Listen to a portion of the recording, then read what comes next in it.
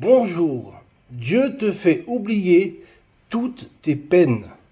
Bible en main, avec la Samsam Family, aujourd'hui, j'aimerais vous encourager à lire et à connaître ce livre, le livre des livres, ce livre si précieux, best-seller permanent depuis qu'il a été écrit. Le livre inspiré de la parole de Dieu, la Bible. Quelqu'un de très convaincu qui a lu cette Bible, quelqu'un qui était en recherche, a dit ceci.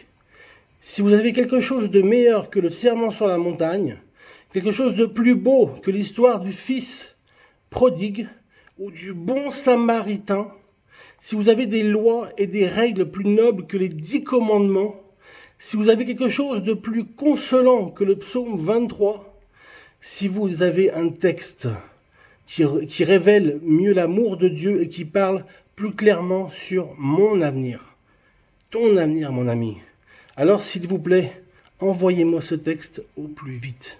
Envoyez-moi ce texte au plus vite.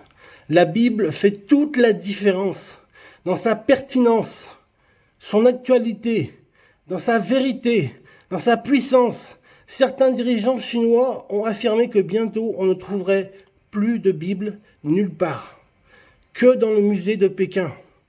Or, la vérité est tout autre. C'est aujourd'hui des millions et des millions de Chinois qui désirent une Bible pour la lire. Ils ont une Bible, ils connaissent la Bible, ils aiment la Bible. Ce livre le plus précieux, le plus recherché en Chine, c'est actuellement la parole de Dieu.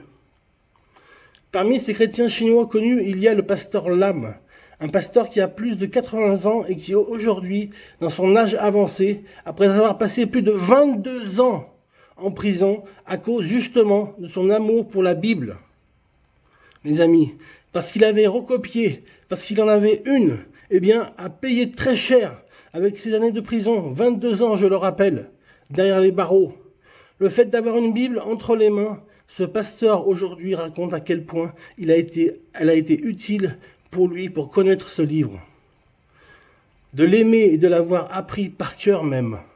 Il va dire, avant d'aller en prison, j'avais mémorisé toutes les épîtres de Paul, romains, hébreux et beaucoup de psaumes.